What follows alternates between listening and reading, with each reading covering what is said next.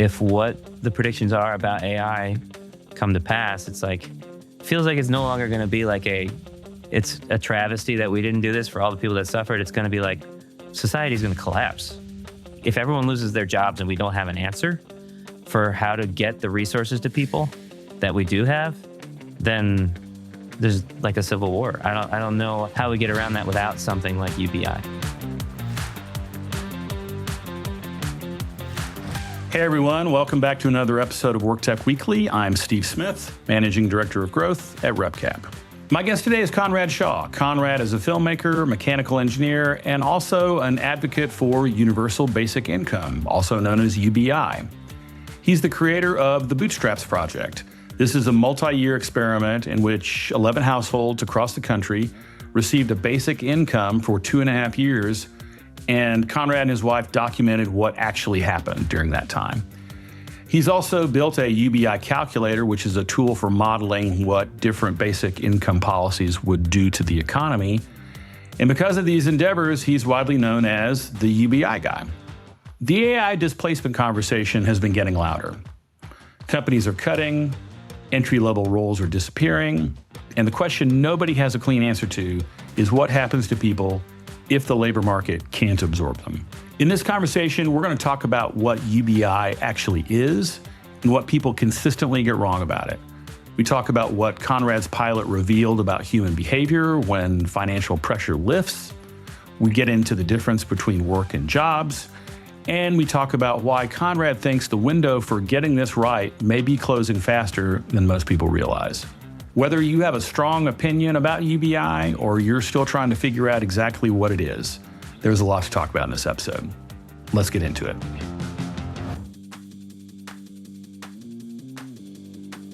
Conrad, welcome to the episode. Really happy to have you here. Yeah, thanks for having me.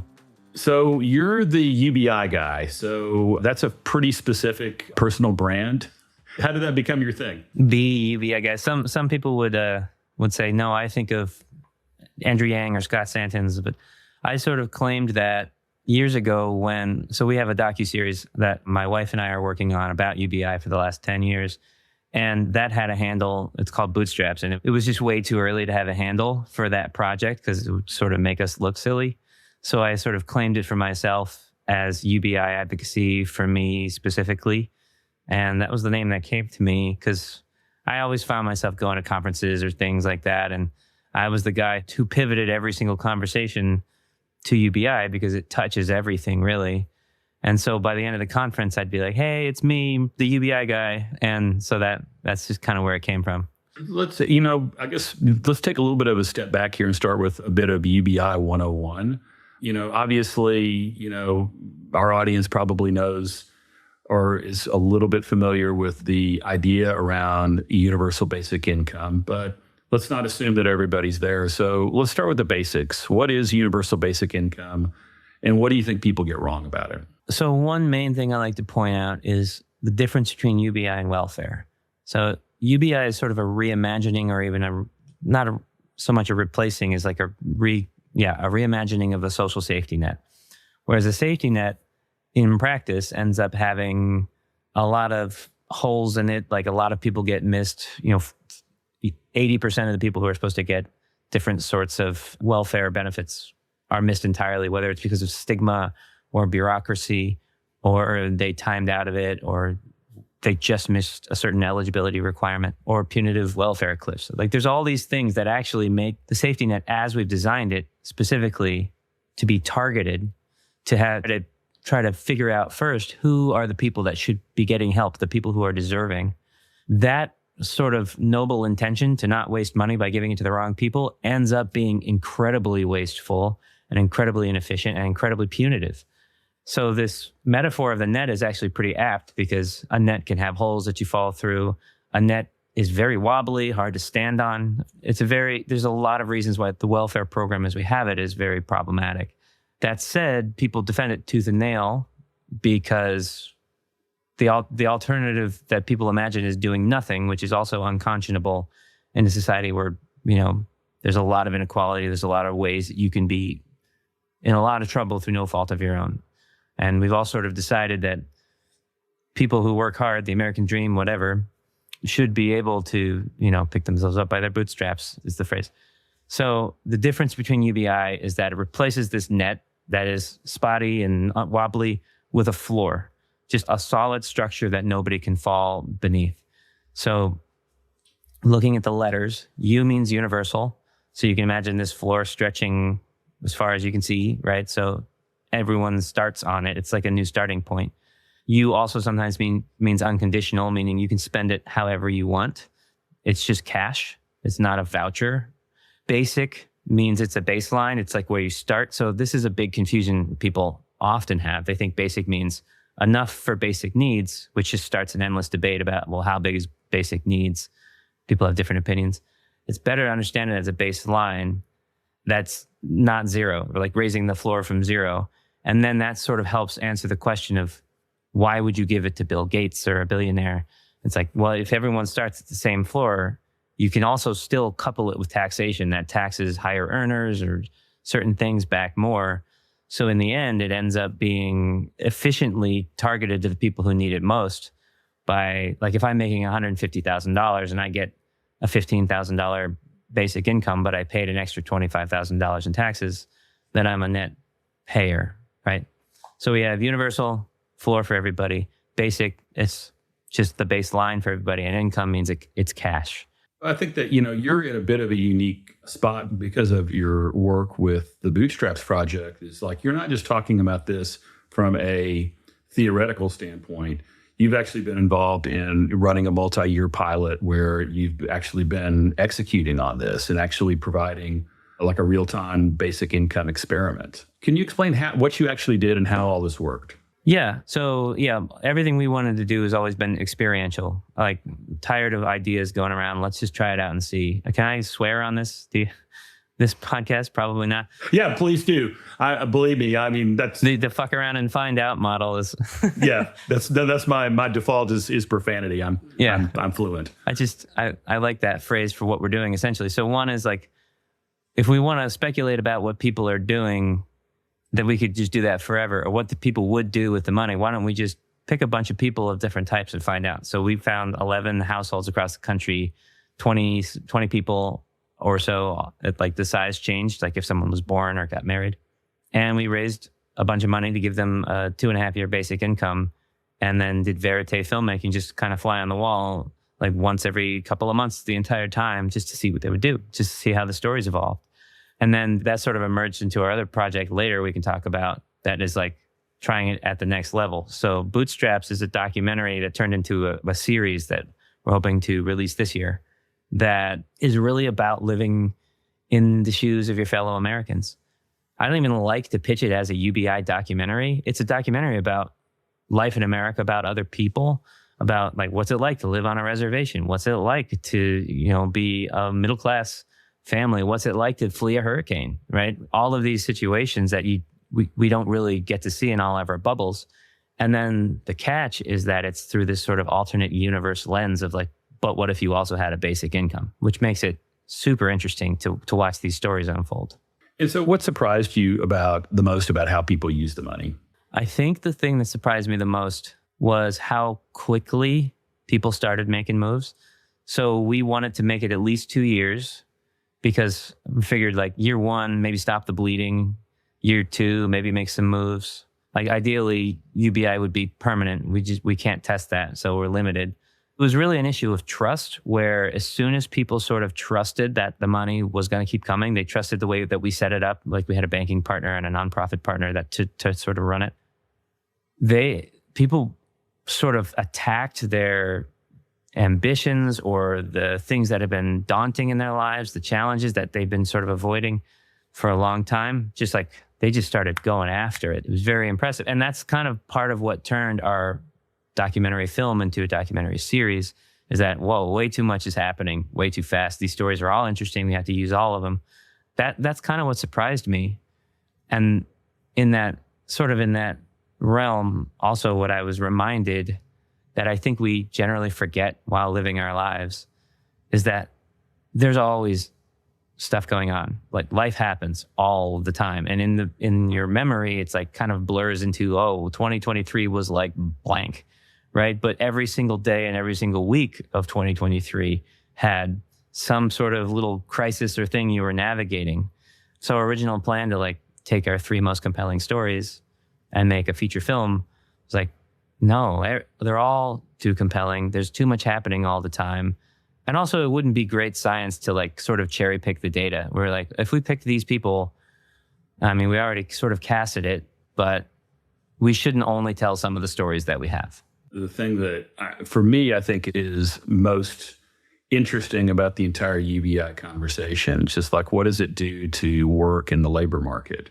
And, you know, there's, as you've kind of set out, there's this sort of like the critical argument that, you know, people are inherently lazy, and if you give them money, they're just going to sit around and watch Netflix and eat Cheetos and nothing's going to happen. But I kind of take a different view. I think that most people want to work because work gives them purpose.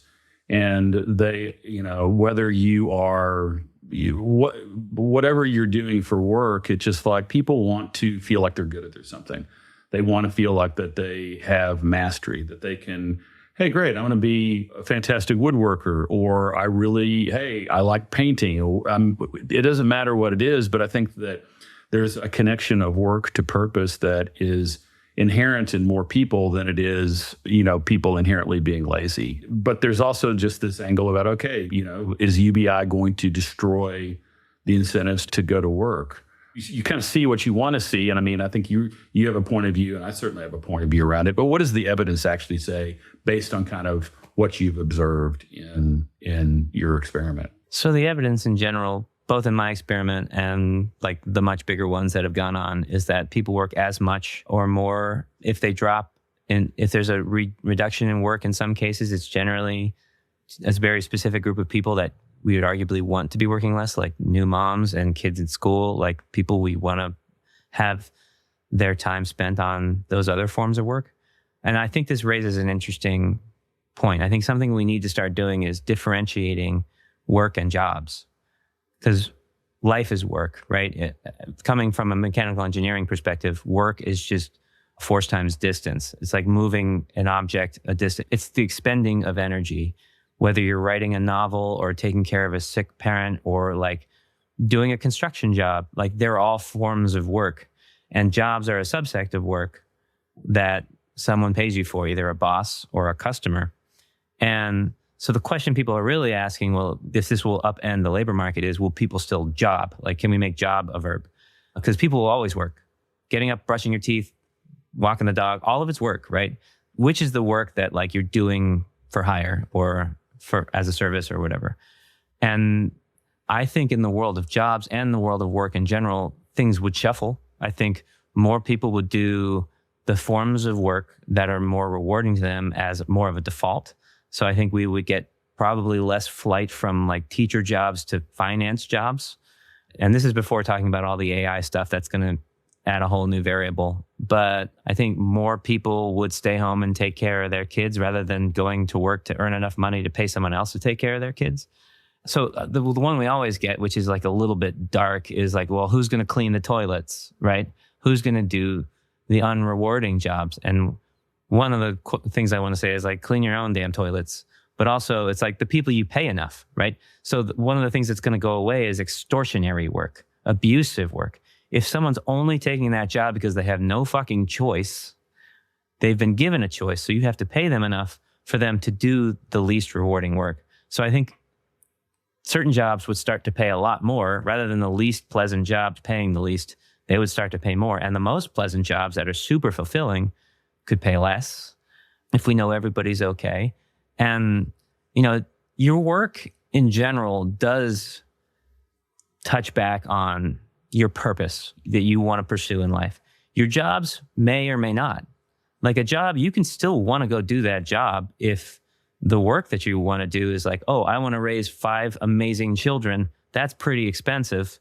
And I also want to like, I want them to go to sports and I want us to travel and whatever. It's like, I need money for that. So I'm going to go to this job this many hours a week and still sell my time in the labor market because everyone wants nicer things and I want nice lives for me and my kids, right? There's plenty of reasons to still engage in the labor market and work for somebody else, including not everybody wants to start a business. It's stressful as hell. Some people just want to participate in some way or other, don't want to have to make it up and then go home and spend time with their family. I think that's most people in general. Not everyone wants to be an entrepreneur. So on one hand, I think we shuffle up the labor market dynamics for how we negotiate the value of labor. And we also free up all the would-be entrepreneurs to pursue their business or their art or their whatever they would be doing with their talent and inspiration if they weren't worried about desperation. You mentioned bullshit jobs earlier. It's just like, if we've got a basic income floor, what happens to bullshit jobs? Because, we still need clean toilets. When, you go to a hotel or you go to the mall, you want to go into a clean toilet.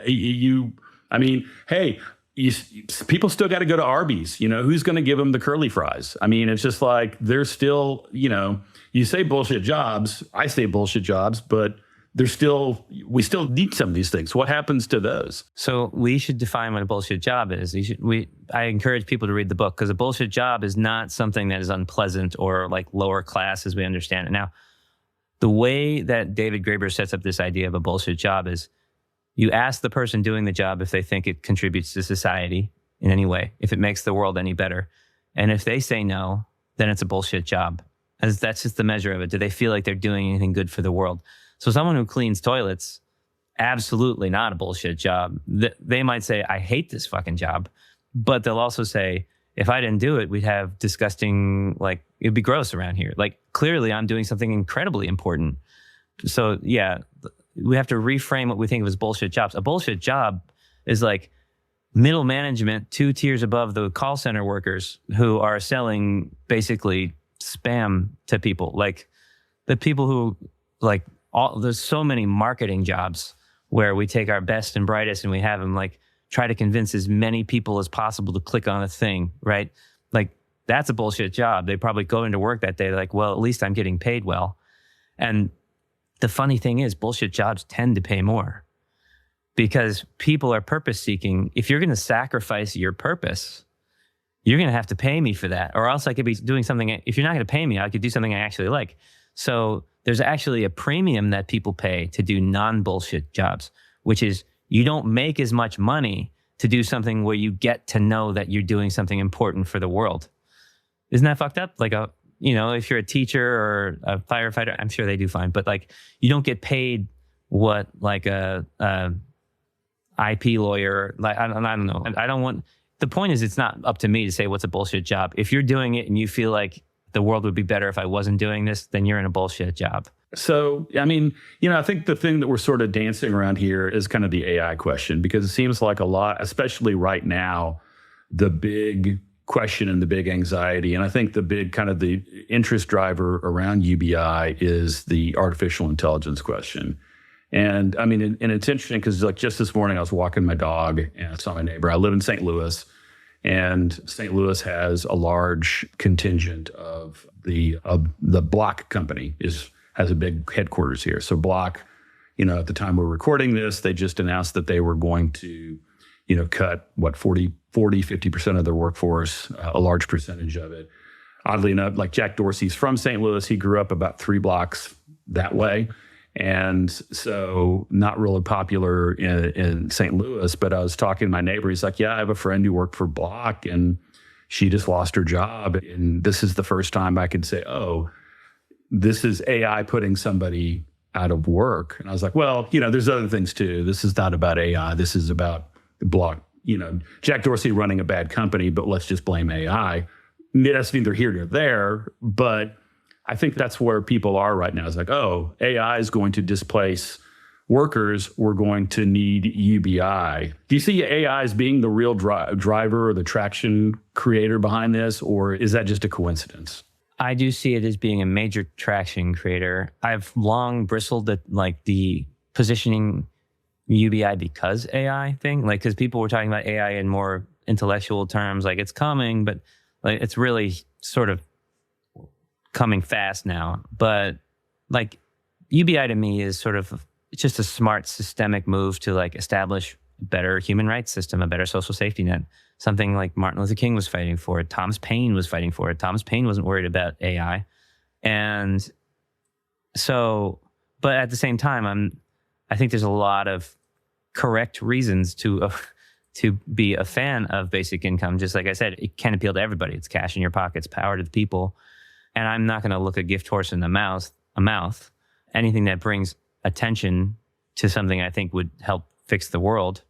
Okay, I'm not a purist on why someone has to appreciate it. And also, in this moment, AI is, at least from what we're hearing and what seems possible, such a disproportionate disruption that it's like, it could be the catalyst that kicks our labor market and our economy beyond the point of like, how many people are we able to ignore suffering?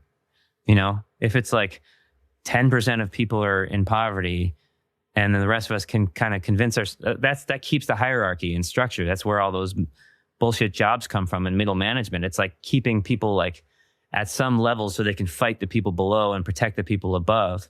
If you have that hierarchy break down where all of a sudden 70% of people lose their jobs or even 25, then all of a sudden you have way too many people with nothing to lose. And it's a lot harder to convince the middle class or whatever that like, just keep playing the game by the rules and you'll stay ahead. It's like you're watching everyone around you fall into poverty.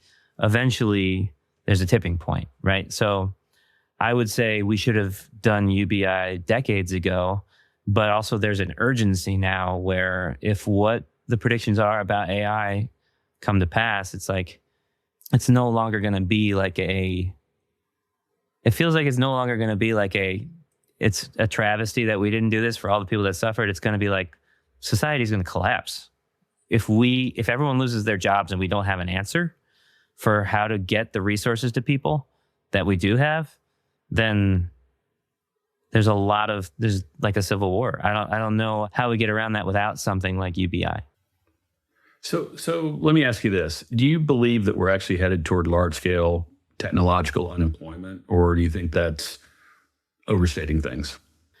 Personally, I do, actually. And like, I don't want to harp on it because like I said, I don't think that should be the main reason for appreciating UBI. Because in the past, it was like, the answer was always like, okay, when AI happens, then we'll do UBI. It's like, no, we need to do it now. But now we're at a point where it's like with my project specifically building UBI and testing UBI, it's like, I feel like 5 years from now would be too late. You know, we've been doing this for so long because the level of disruption I'm seeing, and I'm tapped into a fair amount of people who are involved in AI stuff or really into it. And in the film world, I'm seeing the way films are made and editing. I'm seeing lots of insecurity for actors. I'm seeing a lot of insecurity for the software developers who are working on our platform. The vibe I'm getting from all we've always had disruption and we found new jobs is like sort of a head in the sand thing where it's like, if you can point to the new jobs, I'd love to hear it. In the past, when we automated something, we had a very specific machine that could do that one job. But now what we're supposedly automating is the ability to think and adapt and learn, right? So what do I tell a kid who's a senior in high school going into college to study? I had some kid interview me the other day for a project, and I was like, I don't know what I would tell you to study because it might not be a viable career in a year and a half. So you'll have 2.5 years, and then what, are you going to switch your major to another thing that's gone? Like, what is going to be left? You know, and why will you have spent $100,000 getting that education? I don't know. My daughter, who's 3 months old, like, I feel like she's actually in a better situation if the world doesn't collapse than the kids in high school now, because we'll have to reinvent the entire educational system by the time she gets there. So yeah, I do think something major is happening with technology. And if people are like, we'll just have new jobs, like they never tell you what they're going to be. They're like, oh, they'll magically appear out of nowhere. But you have to, in this case, you have to point to something I can do better than the technology. And if the technology can outlearn me quickly, faster, then I'm at a loss for what I'm going to provide that's more efficient than a machine. Like, why would someone would hire me unless they were forced to, or AI was banned or something?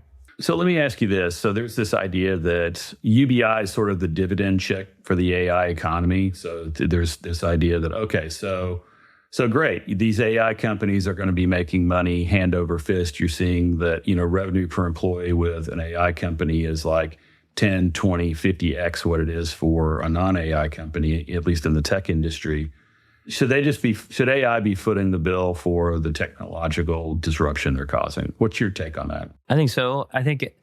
It goes back to a deeper framing that I've always liked for how to pay for a UBI, which is sort of a dividend framing, where it's like, this is your share of national prosperity, right? And that goes back to the question of resources. In my mind, at first principles, do we have enough food, shelter, housing, or food, shelter, clothing, whatever, services for everybody? And if the answer is yes, then we should be able to find a way to get it to everybody.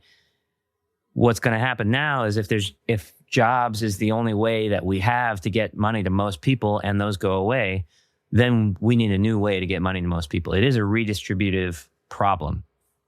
So there's other versions of this dividend idea, but the obvious front runner at the moment is AI. Like, if all the money is flooding toward AI, then that's where it should come back from.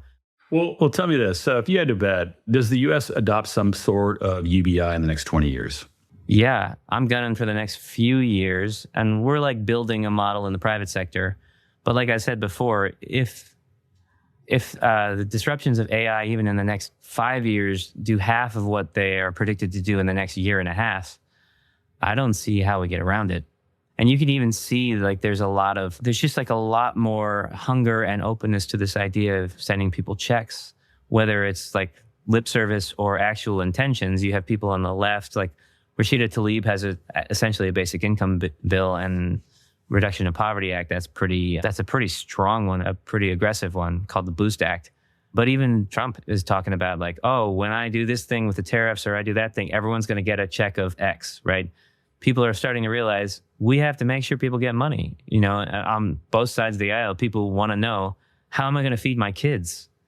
And, learn to code, just get an education or whatever, or blame the immigrant. Like, none of those things are going to have sticking power when the middle class all loses their job, if that happens. So yeah, 20 years from now, I don't understand if things are going the way we're going and we don't ban AI or something, then I don't understand how we don't have a UBI, maybe universal health care. So if U.S. implements UBI tomorrow, what do you think changes first? Well, it depends if they implement a good version. There's a lot of people that say this is UBI and it's really not. But if I was the one designing it, right, to make it like enough to sustain your life, like at least the poverty line, to have some for kids, to be, have the right frequency, I would think we'd see a pretty radical transformation in the first few years and generation of people coming to terms with exactly what it even means, people getting out of scarcity, people reshuffling how much a job is worth, what we do in our lives. And then the thing that almost makes me more curious is because we're all sort of damaged goods. Like, we've all lived in a rough situation. We've all been raised up on these bootstraps and meritocracy sort of mantras and dogmas. I'm almost more curious to see what happens to like the human species down the generations. Like, what happens to a kid who never grew up with parents who are obsessed about retirement, like knowing that they're going to be okay, or being pushed into careers that are going to be able to pay certain amounts, or just more domestic violence in the household because of the stress that money scarcity causes. It's like, in a couple of generations, do we look like barbarian times? I don't know. It's just a totally different mindset to start thinking about people walking around not existentially worried or nearly to the same degree about their daily lives. Maybe we'll still be worried about nukes or something, but I feel like I kind of get new agey when I start thinking about this, and it feels like naive and unbelievable. But if we did something so transformative as essentially saying UBI, and I would throw in universal health care, like, no matter what you do, you are going to be fundamentally okay. You won't have to be on the street. You'll always be able to build back. I think we look like a different species. Conrad Shaw, the UBI guy, thank you so much for your time today. You've given me a lot to think about, and I think you've also given the audience a lot to ponder. So Thanks for joining us, and hope to have you back sometime soon. Thanks. Conrad makes the case that people will always work. The question, he says, is whether they'll job. Job, of course, being a verb here. Work is everything. Raising kids, writing, building something, taking care of someone who can't take care of themselves. Jobs are just the slice of where someone pays you. Most of the conversation around AI displacement treats those terms as the same, which is why the debate keeps going in circles. If the real question is whether people will keep showing up to do the work that matters, UBI pilots so far answer that pretty clearly. They still want to do that. What changes when you remove the financial floor isn't motivation, it's leverage. The worst jobs have to pay more. The most meaningful ones can pay less. The labor market reshuffles around what work is actually worth to the person doing it, not around what someone can be forced to accept.